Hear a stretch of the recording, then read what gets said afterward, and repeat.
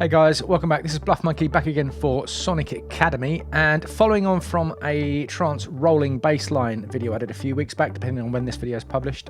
Today I wanted to have a look at basic trance percussion, hi-hats and stuff. So let's get stuck straight in.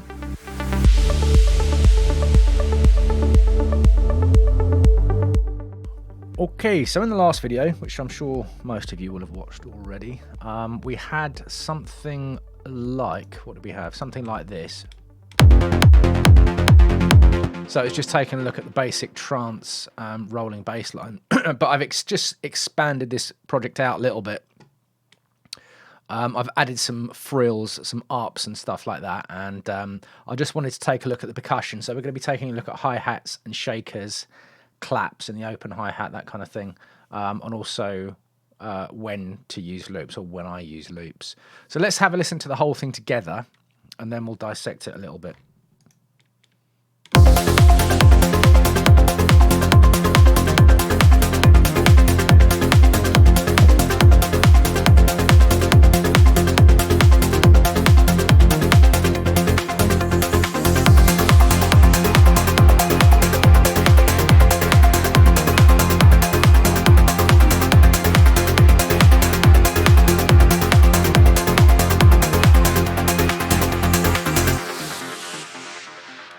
Right, so it's just the basic fundamentals. So just taking things one at a time. I want to go through the individual parts quickly, so that your ears can kind of get attuned to what the percussion is actually doing.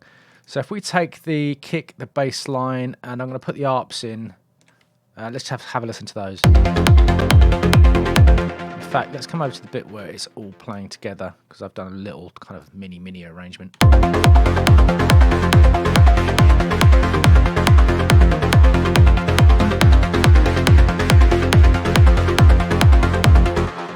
Then quickly just looking at the arps so your ears know what's going on. There's that. There's that. There's that. So all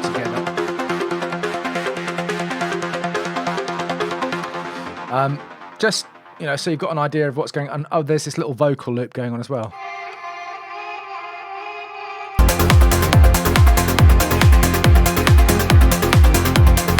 It's one of the vocal effects in the Sonic Academy vocal pack. Okay, so I think the fundamental of trance percussion for me, it's about mostly about this abstract word called drive. It really is like that kind of noisy, almost aggressive force of rhythm that comes along with the trance track. So if we, to describe that slightly, if we just do the kick and bass line. So I'm going to play those, then I'm going to bring all of the percussion in, and then we'll have a look at the individual layers and what I've done.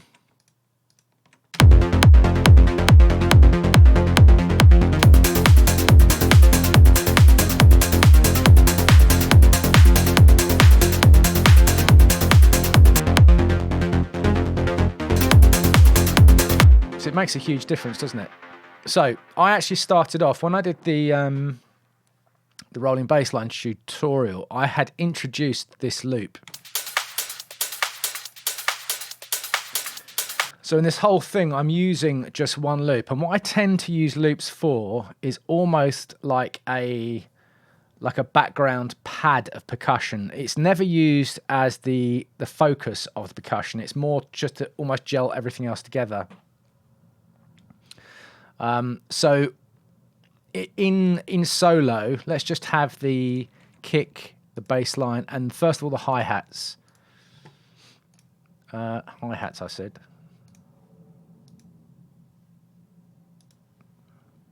Okay, so this is what I've got. I've got this one here, and then I've got the open hi-hat. And if you notice, as I click on each note, you'll see the velocity parameters change down the bottom. So this first hi-hat, the main one, let's just solo this actually. So this has got that loping, you'll hear it. And then the second one I've got a similar kind of feel, but it's only on the third and the fourth of each quarter note.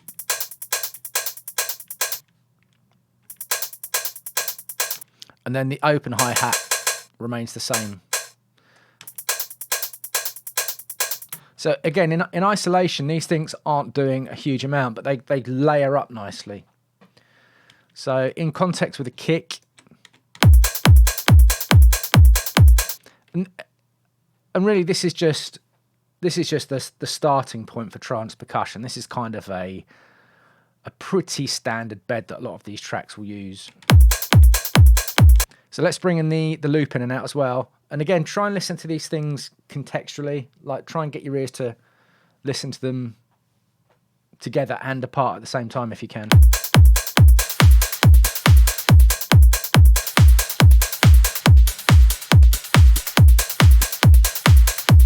Try and have a listen to how they're working together. The next thing I brought in was shakers. Now, hi-hats tend to be more piercing and direct. They tend to drive the rhythm more in terms of being really kind of audible and apparent in the mix. And shakers for me are more of a shuffling beat kind of thing. So have a listen to the shakers as I bring those in and out.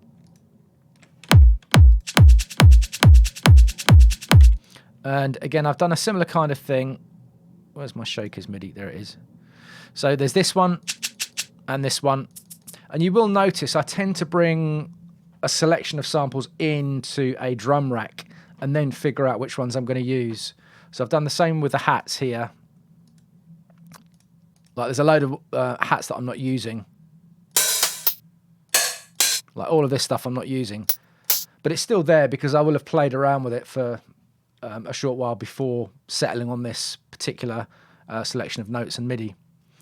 So, so there, these two shakers, this one and this one. So this is kind of on the kick. This shaker here is sounding when the kick's shaking, so it's going to be almost inaudible. But then this one here is doing the same kind of thing as the closed hi-hat on the other channel. So look at the velocity, it's doing that loping thing again. But this time I've done it different. For the first three, I've gone down, up, down. And then for the second three, I've gone like a stairway velocity up. So have a listen to how that sounds in terms of rhythm.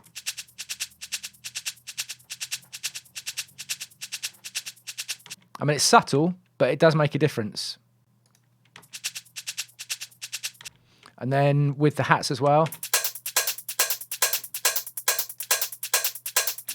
So what I'm going to do is I'm going to play the kick and the bass line, and I'm going to solo in and out various bits of this percussion so you can see how it all works together.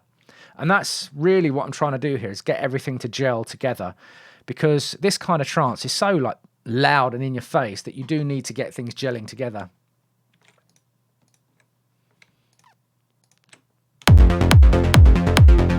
I'm just going to bring things in and out at random.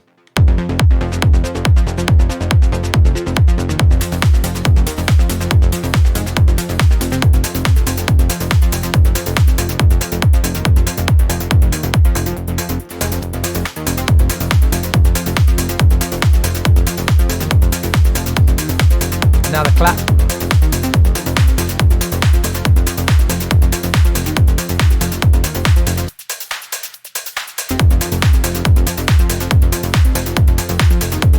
See what I mean? Everything's working together, everything's doing something, nothing's overriding anything else. And you can hear, as I take each percussion channel out, you can hear that something's gone, rather than like taking it out and you don't notice. So everything should be there for a reason, even though there's quite a lot going on. Okay, so in terms of the claps, let's just have a look at the clap MIDI quickly. Again, I've brought in several different claps, but I'm only using two. Now, I don't always layer claps. I know it's quite common to do so. I don't always do it, but in this case I have, because one of them has got that volume dip, so it goes almost like it's being ducked. That's quite a common thing in trance as well. The other one is more of a noisy clap, if you know what I mean. So they work together to produce a different sound. If If I come over to my channels here,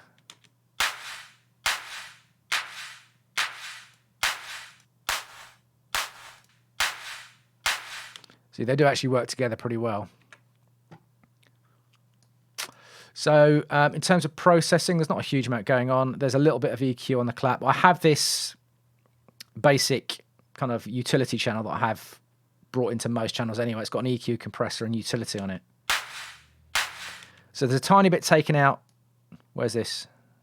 Just about 1 kilohertz, because I found it a little bit annoying.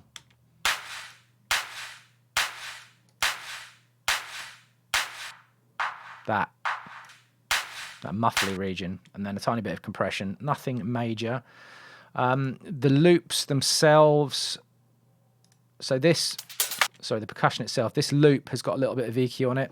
I have high passed it, but I've also boosted it around the high pass, because otherwise with loops they can tend to get a little bit crashy, because they have a tendency to be quite heavily pre-processed anyway.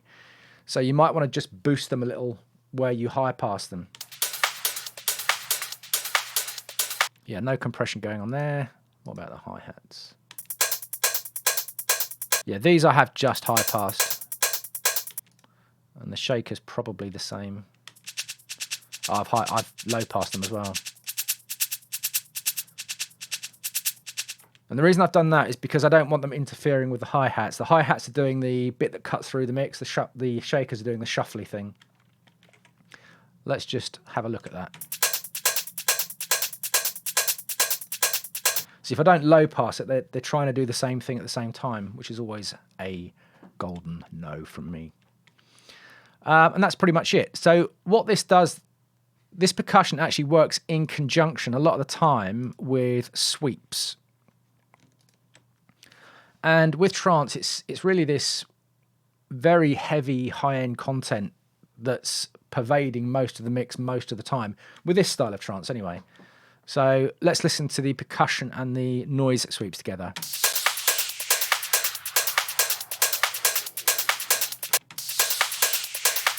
So they're all kind of working together to fill out that a lot of stereo width as well.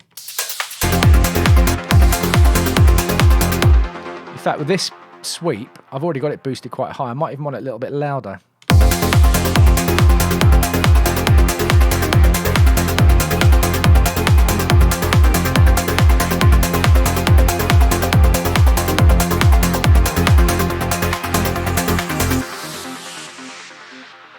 And that is pretty much it.